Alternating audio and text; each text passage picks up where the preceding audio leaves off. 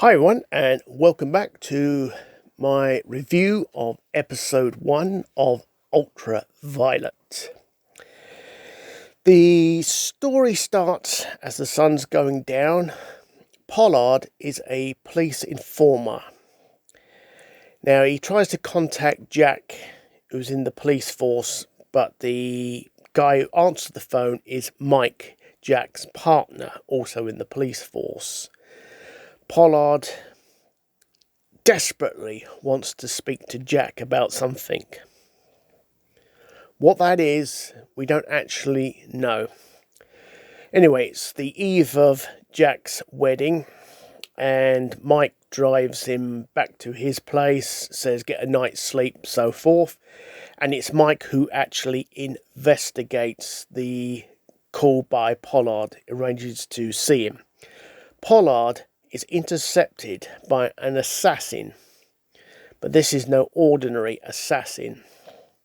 Pollard is shot dead in an arcade. Mike pursues the assassin down to the London Underground, loses him, and tries to find him on the cameras. He cannot find him. Little does Mike know he's getting involved into something he's not aware of. CIB is called in to investigate Jack's disappearance, that of Angie Marsh and Vaughan Rice. Mike is questioned by Angie on Jack, and it seems that Jack has been on the take. He has £58,000 in his account, unexplained.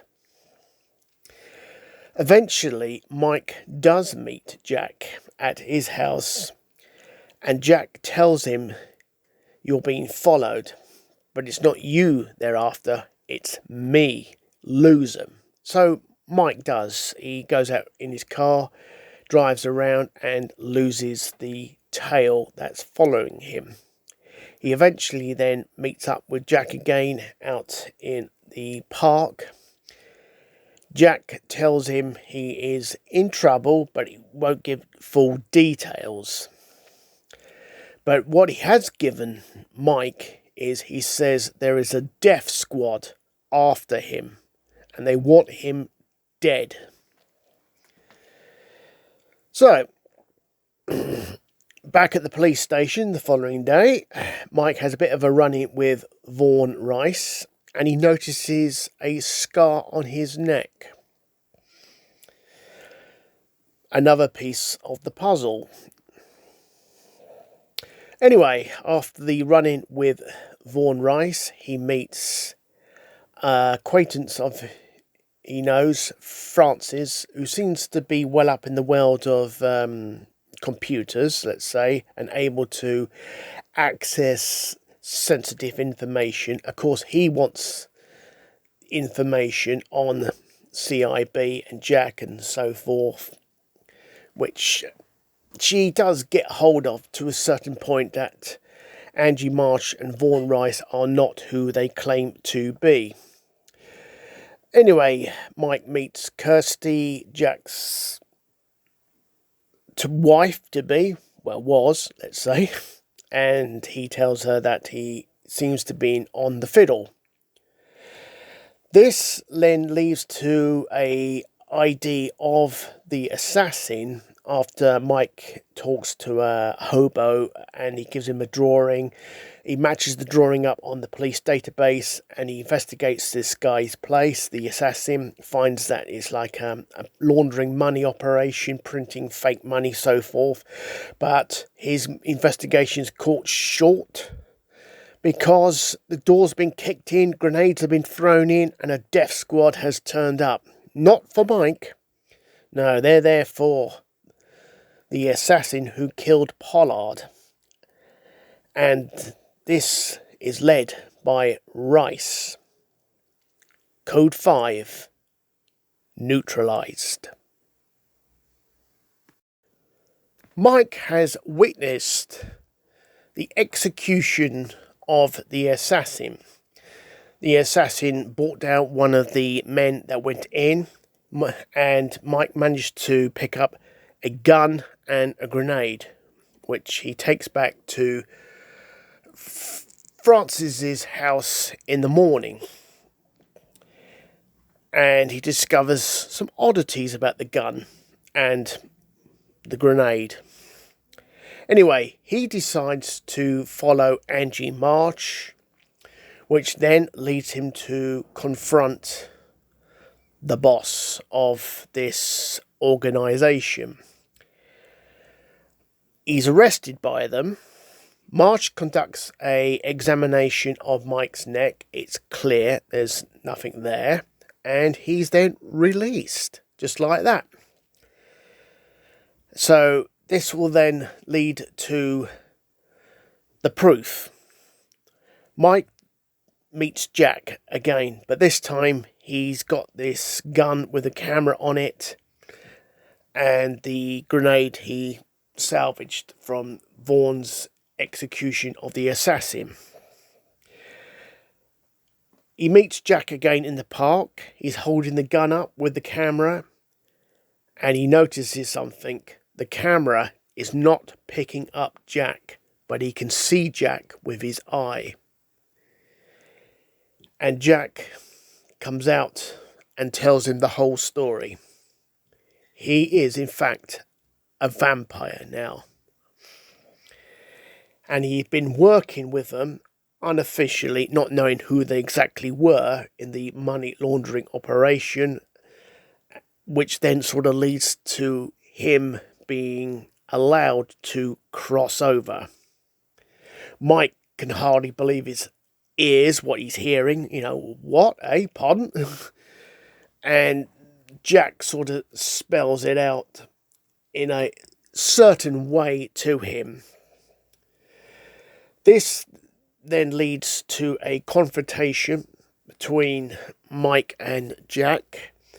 Mike shoots Jack, but he's got a bulletproof vest on. Anyway, then they have more of a tussle with one another. Mike gets the grenade out, tosses it. It goes off.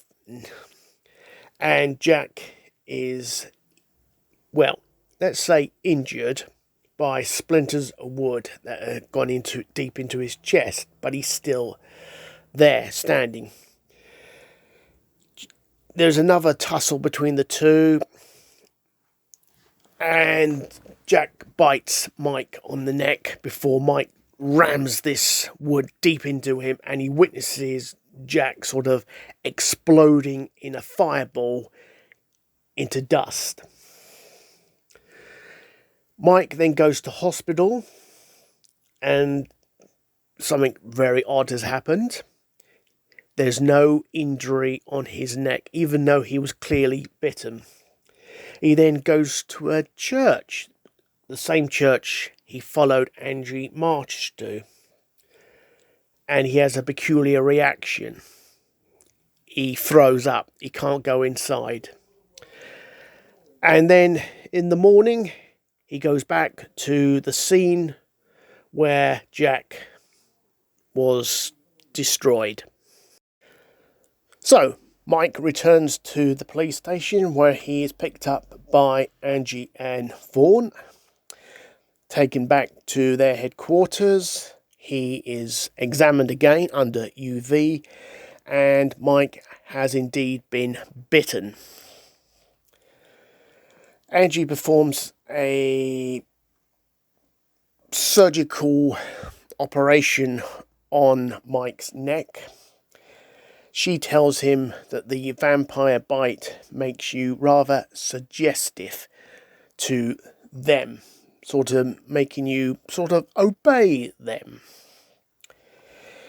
And she also reveals that she too has been bitten by a vampire. Anyway, Mike is now brought before the boss again, and the boss offers him a job to work with them.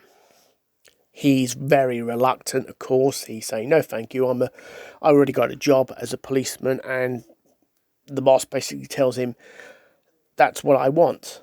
I want a policeman. Not a soldier, a policeman. We need investigators.